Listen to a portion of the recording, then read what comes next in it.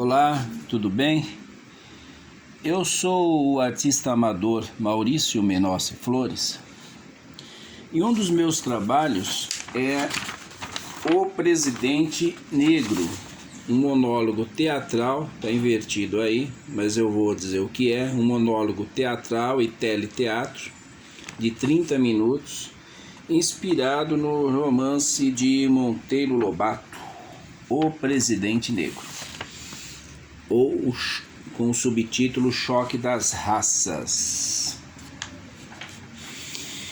Eu farei uma nova leitura do texto e depois, se for cabível, eu vou ver isso no final, um resumo que eu tenho, na verdade um release da peça, ok? Senão eu faço depois separado, se ficar muito longo. E cada leitura que eu faço sempre traz novidades, porque a gente sempre está mexendo no texto, né? Então, O Presidente Negro, teatro e teleteatro. Ayrton Lobo entra com pasta de alça igual estivesse carregando uma bandeja. Em cima dela estão o sapato e o cinto. Acabou de chegar da casa de Miss Jane, cansado da viagem de trem. Veste terno e uma camiseta comum. Está de chapéu, com o qual interagirá durante toda a apresentação da peça do monólogo teatral. Traz um aparelho de som portátil. Em 1926 seria uma radiola.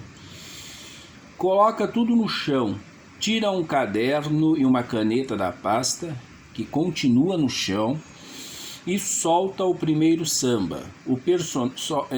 Põe no aparelho o primeiro samba, a trilha sonora. O personagem escreve no caderno que tirou da pasta, falando para si mesmo em voz forte e clara, perturbado com o próprio fato de ter de escrever o romance. Põe-se a dizer o primeiro parágrafo do primeiro capítulo do livro Presidente Negro, aí uma transcrição, em processo de criação própria do personagem. O Ayrton Lobo está escrevendo o livro. Achava-me um dia diante dos guichês do London Bank, à espera de que o pagador gritasse a minha chapa, quando vi cochilar num banco ao fundo certo corretor de negócios meu conhecido.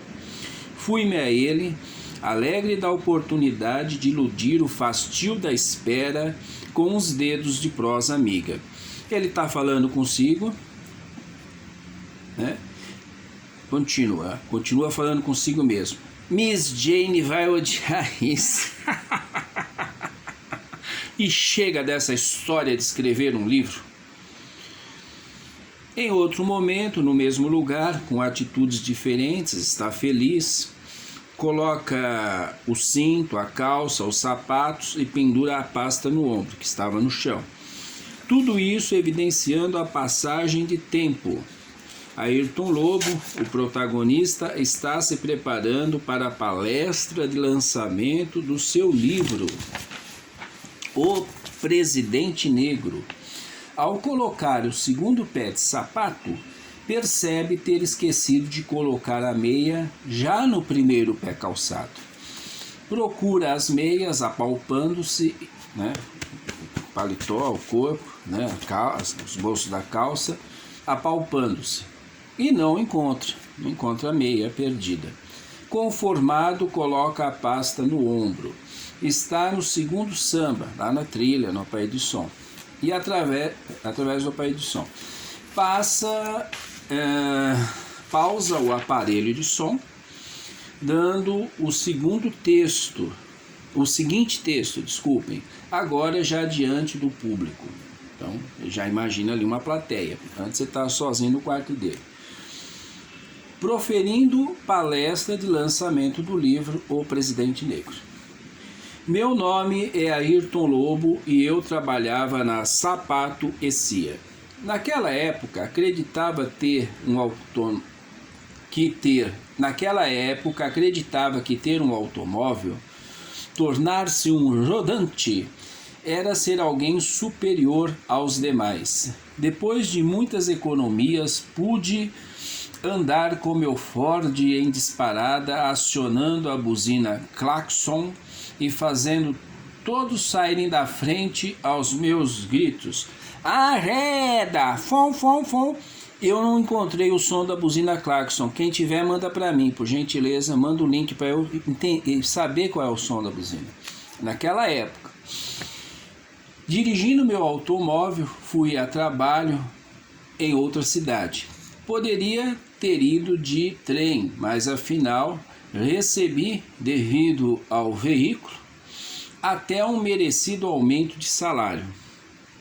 Ia na velocidade máxima, 60 km por hora.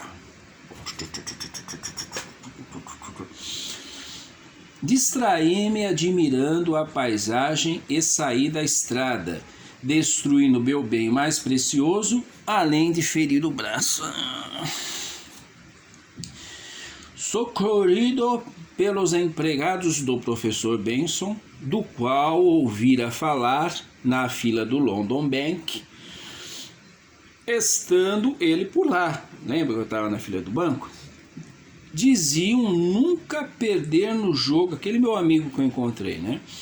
Diziam nunca perder no jogo, que me dizia, né? Que me disse isso. Diziam nunca perder no jogo da Bolsa de Valores, tendo angariado fortuna. Socorrido pelos empregados do professor Benson, como eu já disse, do qual ouvira falar, já repeti. Em sua mansão, assemelhada a castelo, devido à alta torre de metal, construída em imenso terreno com mata, conheci aquela que era a minha alma gêmea sem eu... Pausar um pouquinho. Começou a chover e tá ventando demais aqui. Que era a minha alma gêmea sem eu saber naquele momento, né? Mas eu senti que já tinha uma coisa ali. Miss Jane, aquela que era a minha alma gêmea sem eu saber no momento. Miss Jane, filha do professor Benson. O professor Benson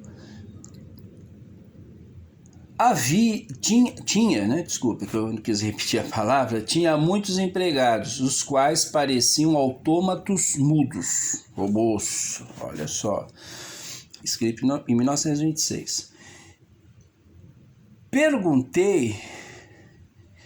Perguntei-lhe se não poderia me contratar, mas ele disse ter empregados suficientes, porém faria de mim o seu confidente. Explicou-me assim o funcionamento da sua maior invenção, o porviroscópio. Era toda uma parafernália espalhada por salas, culminando em um globo terrestre com espécie de microscópio apontado para ele. Depois de um processo demorado de concentração de energias, pois tudo era vibração do éter e resultado da ação do interferente, obtinha-se um corte anatômico de espaço-tempo no passado ou no futuro para ser observado e analisado. Após a prevista morte do professor Benson, devido às suas condições de saúde, voltei ao meu trabalho de representante comercial. Falando em morte, segundo o porviroscópio, nome do aparelho, no futuro, a Psychical Corporation, empresa de comunicação sediada na cidade de Detroit, publicaria o Intermundane Herald, através do qual os espíritos podiam mandar mensagens escritas para os vivos. Daí eu coloquei, né? E imagens em movimento e faladas por intermédio de uma tela. Aí já eu acrescentei isso. Miss Jane, pela qual eu já me apaixonara profundamente, obcecado pela sua beleza e inteligência, propôs a mim escrever um livro falando... Vou ver se melhora a luz aqui. Tá difícil, tá escuro. Escrever um livro falando da eleição do negro Jim Roy para presidente dos Estados Unidos em 2228. A luz teria que estar no meu rosto, né? Eu estou no contraluz aqui. Bom, em 2228, os Estados Unidos, a América, era resumida por Miss Jane, opondo o filósofo Emerson ao pensador Rousseau. Eu e Miss Jane, apesar de senti-la como a minha alma gêmea, tínhamos opiniões bem diferentes sobre a eugenia, criada pelo sábio Francis Galton. Ela defendia a raça pura, tanto negra quanto branca. Eu acreditava ser a miscigenação o melhor caminho evolutivo para a raça humana.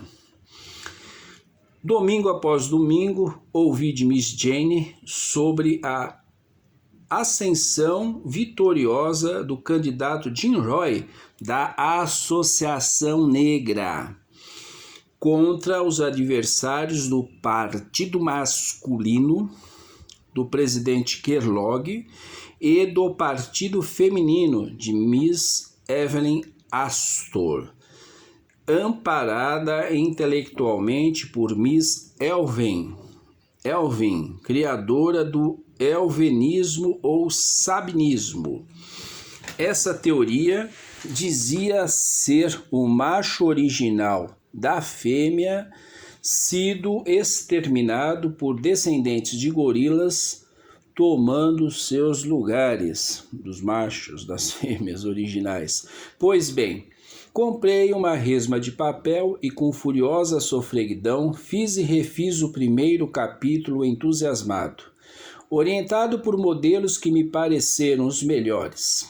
E nunca me hei de esquecer da ânsia com que corri ao castelo com a minha obra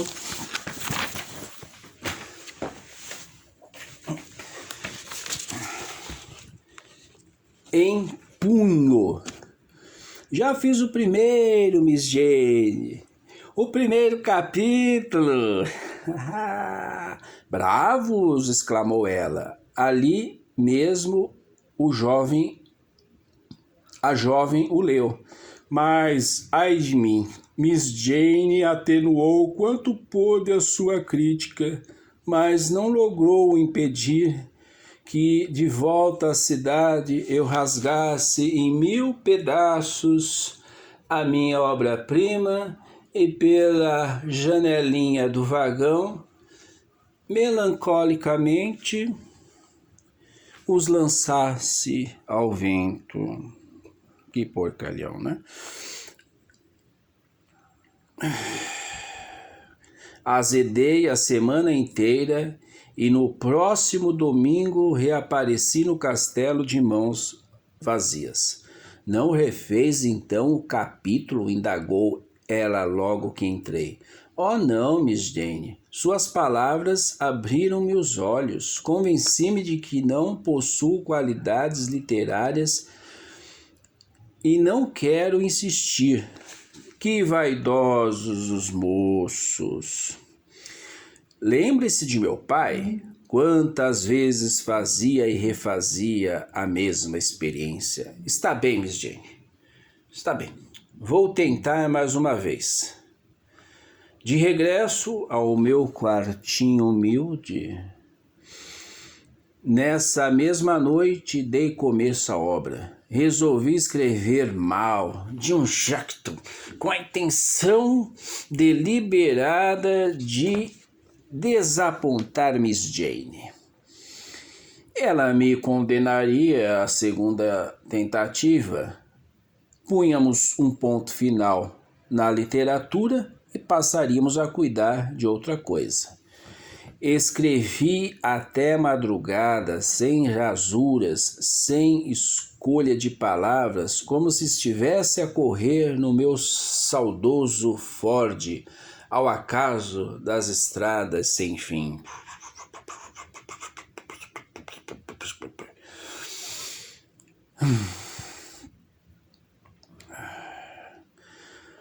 Ao soarem 3 horas, atirei com a caneta e fui dormir o sono mais pesado da minha vida.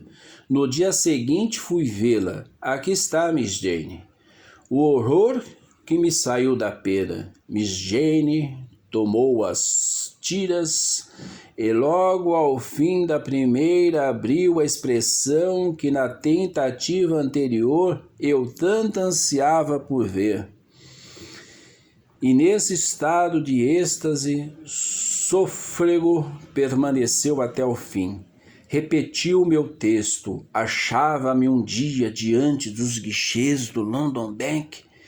Isso é ótimo, exclamou. O Sr. Ayrton acaba de revelar-se um verdadeiro escritor, impetuoso, irregular, incorreto, ingênuo, mas expressivo, original e forte.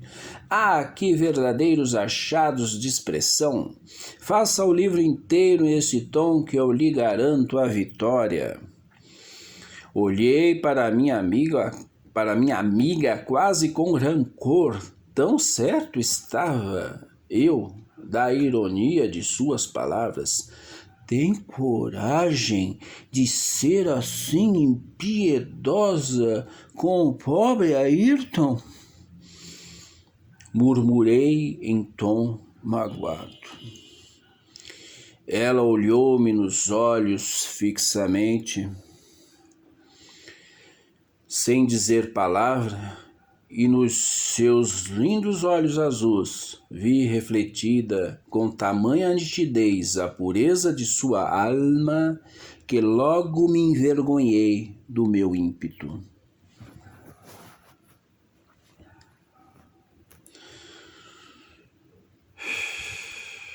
Filho do meu ímpeto, filho exclusivo da ignorância. Não, meu amigo, disse-me por fim, sou incapaz de ironia. O que acabo de dizer é a fiel expressão do meu pensamento. Voltando à história de Jim Roy. Apesar da despigmentação dos negros e das condições de igualdade social, intelectual e de beleza desfrutadas por todos, graças ao eugenismo, havia intransponível preconceito racial por parte dos brancos, sem explicação racional. Os brancos queriam mandar os negros para o vale do rio Amazonas e só não faziam porque a lei não permitia. Jim Roy propunha dividir o país em norte e sul, né? Porque era dos dois, né? As eleições aconteceram com os cidadãos escolhendo os seus... Então, nessa parte aqui do Jim Roy tem que pôr, porque o Lobato diz que os negros contribuíram para a grandeza do país, tanto quanto os brancos, eram merecedores também, isso aqui faltou, né? Essa parte é importante, e eram merecedores também do país. Então, a proposta de Jim Roy era mais coerente. Isso aqui é realmente uma grande falha aqui que eu vou acrescentar no texto.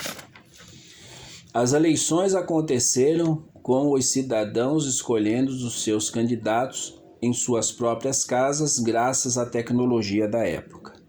O resultado saiu em minutos no painel eletrônico gigante. Vencera Jim Roy, deixando brancos e feministas em desespero. Urgentemente convocaram a Convenção Branca, aliás, bem diferente da barulhenta e sanguinária Convenção na Revolução Francesa de 1789. Reuniram os 6 mais sábios e destacados membros da sociedade americana, sendo eles George Arbor, morador de Detroit, chefe da indústria de bonecas falantes, John Perkins, morador de Hudson, comerciante de peles de lontras brancas. Armsworth, diretor do Banco Universal. John Leland, criador da puericultura estética. John Dudley, pai da cor número 8 e autor de 73 invenções. E Dorian Davis, poeta de um único soneto, causador da polêmica nacional em torno do quarto verso. Vejam a ironia com que o Lobato trata a elite branca americana, né, cara? E diz que o cara é racista. Em votação de maneira bastante civilizada e sem alardes, né, os brancos decidiram por esterilizar os negros, sem que eles soubessem, utilizando raios ômega, através do alisamento e do amaciamento dos cabelos. Na época, tentar parecer com os brancos era uma maneira dos negros amenizarem o sofrimento com os estigmas imputados pelos brancos. Jim Roy, ao saber do terrível golpe, antes mesmo de tomar posse, acabou misteriosamente morto. Parecido com muita história, né? Realizadas novas eleições, Kellogg, estando agora casado com Miss Astor, se juntaram, né? Antiga rival feminista, vence o pleito, né? Os negros não tinham mais um líder. Aí ele solta o terceiro samba, coloca lá no aparelho e coloca-se a lutar com oponentes imaginários com golpes de capoeira, de boxe e de judô. Cai Jim Roy. Cai. Jim Roy morre. Dá pausa no aparelho de som, né? O Ayrton Lobo, o personagem, né? Sentado ainda, retira o livro da pasta e põe-se a ler o último capítulo do livro. Quero mostrar um negócio aqui. Deixa eu ver se tem aqui. Embaralhou tudo aqui, o vento embaralhou tudo. Quero mostrar. Ai, meu Deus do céu. Onde foi? Tá aqui. Isso aqui é a marcação da luta, né? Marcação da luta.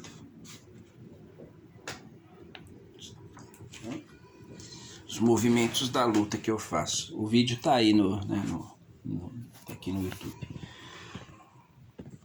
Aí ele lê o último capítulo, o trecho do último capítulo do livro. O desfecho do drama racial da América comovera-me profundamente. Não ter futuro, acabar. Que torturante a sensação dessa massa de 100 milhões de criaturas assim amputadas do seu porvir. Está lamentando a sorte dos negros. Por outro lado, que maravilhoso surto não ia ter na América o homem branco. A expandir-se libérrimo na sua Canaã prodigiosa, né? Pois é. Se somos, se existimos, se apesar de todos os males da vida, tanto a ela nos apegamos, é que no íntimo do nosso ser, a voz da persistência da espécie nos ampara. A meio da vida de cada criatura já é a prole o que lhe dá coragem de a viver até o fim. O celibatário, ser que vale por triste ponto final, sente-se um corpo estranho no tumulto biológico, quase um amaldiçoado. Que dizer de um povo inteiro assim amputado da sua descendência? Está lamentando. A ver-se envelhecer sem um choro de criança que o faça pensar no amanhã. Dia final, dia já em crepúsculo rápido, para uma noite eterna. Ele não coloca o negro em condição diferente do branco, não é verdade? Fosse eu um filósofo e teria ali matéria para esmoecer o cérebro no imaginar e reimaginar a infinita maravilha do foi-me-dando quadro. Mas não era filósofo. Quem ama não filosofa, apenas suspira. E eu suspirava de comover Penedos. Miss Jane, Jane. Né? Aqui a leitura é interrompida e Ayrton Lobo levanta-se, solta o terceiro samba, né? É que ele já havia pausado o samba, né? No aparelho de som e começa a sambar, né? Faz uma dança ali. Depois de alguns passos diz: se querem saber o final da história, comprem o meu livro. Vejo vocês na fila de autógrafos. Bom divertimento. Bye, bye. Sai cantando. Quando eu morrer, não quero choro nem vela. Quero uma fita amarela gravada com o nome dela. Está dançando samba e mostrando o livro. Na capa é dito: Presidente Negro, Ayrton Lobo, editora Aparição. Editora imaginária, inventada. A arte da capa é do próprio autor, né? Fui eu que fiz. O palco, seria o Ayrton Lobo. O palco fica só com o aparelho de som. O ator está mais distante do centro de ação, indicando passagem de tempo. Dados alguns segundos, Ayrton Lobo volta, está no seu quarto, então ele está chegando no quarto, depois da palestra, depois de sensacional noite de autógrafos. Fica olhando para o aparelho de som, que ainda está tocando a música, e cansado desliga-o com um gesto de braços involuntário, gesto involuntário de braço. Gesto de esgotamento, vindo do inconsciente, do condicionamento, né? Aí ele, aquela coisa assim, uma coisa involuntária. Aí ele apalpa os braços, ele apalpa o bolso do paletó, né? Encontra as meias, as quais procurava no início da peça, lembra que ficou sem a meia, né? Quando estava calçando os sapatos, né? Então ele calçou os sapatos sem as meias, que ele não encontrava. Diz para si mesmo em voz audível, olhando e sorrindo para o público: olha, encontrei as minhas meias. Cumprimenta e sai. Bom, o vídeo, né, está longo, então vocês viram que a leitura foi importante porque temos que acrescentar mais um trecho ali fundamental. Eu já tenho esse trecho, inclusive, que eu separei com a ajuda do chat GPT. Vamos ver se a gente lê aqui o resumo para ficar completo, né? O Presidente Negro, Monteiro Lobato e Cultura Woke. A adaptação de O Presidente Negro para um monólogo, conforme apresentado pelo grupo performático Multimídia TV de Brinquedo, oferece uma oportunidade singular de revisitar e aprofundar a compreensão da obra de Monteiro Lobato. Este monólogo seria esse, né? Ou este, né, que está em falta aqui. Não apenas sintetiza os eventos e personagens centrais do romance, mas também enfatiza as críticas sociais e raciais que Lobato teceu em sua narrativa. No romance original, Lobato delineia um futuro distópico onde as tensões raciais nos Estados Unidos atingem um clímax com a eleição de Jim Roy, um líder negro, à presidência.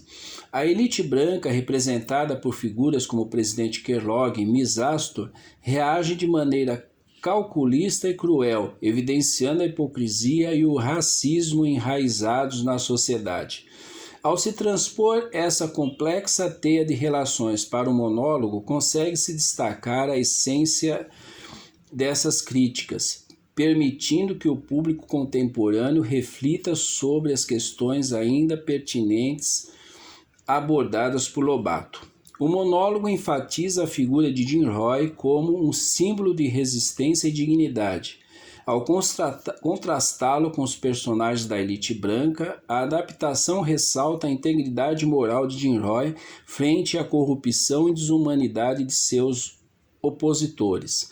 Essa abordagem reforça a interpretação de que Lobato, longe de endossar ideologias racistas, utilizou sua obra para expor e criticar as injustiças raciais de sua época.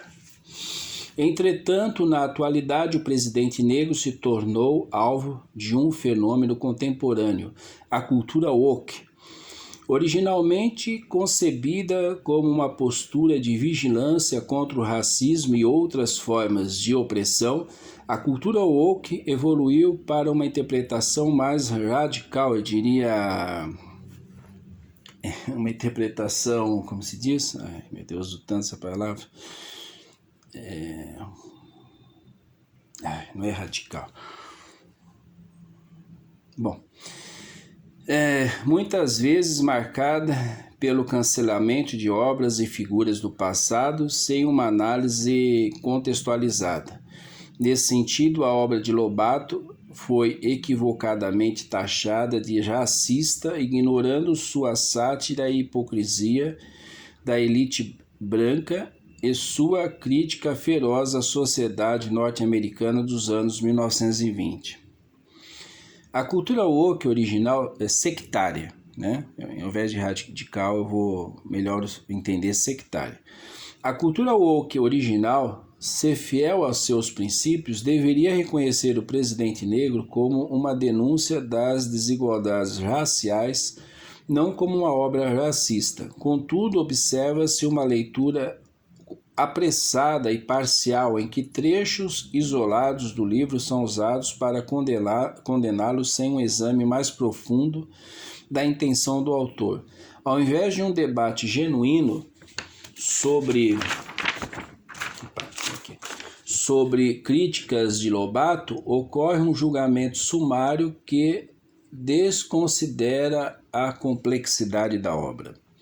A escolha do formato de monólogo para essa adaptação é particularmente eficaz para contrapor essa tendência. Ao centralizar a narrativa em uma única voz, o público é convidado a uma imersão profunda nos dilemas e conflitos internos dos personagens, facilitando uma conexão emocional e intelectual com as temáticas abordadas.